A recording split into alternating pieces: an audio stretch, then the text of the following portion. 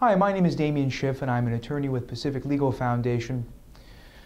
The United States Fish and Wildlife Service is required under the law to assess the economic impact of critical habitat designations before issuing these designations.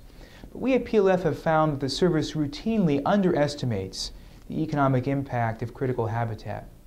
And one reason why it does routinely underestimate the economic impact is that the service uses a faulty basis for economic analysis.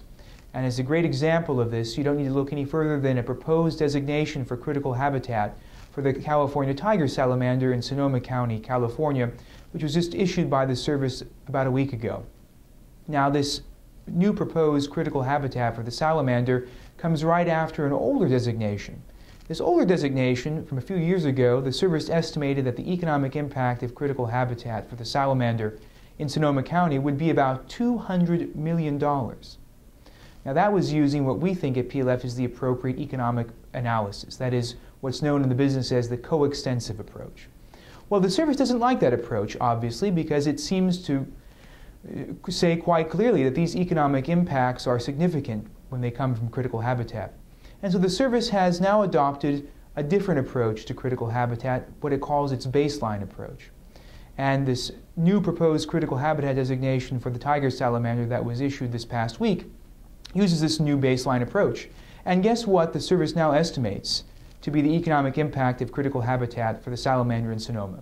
Remember, folks, it was $200 million a few years ago. Well, now the designation is estimated to have an impact of $450,000.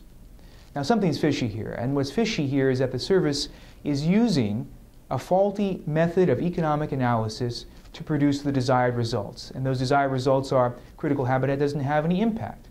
That's flat wrong, and nothing the service can do can change that.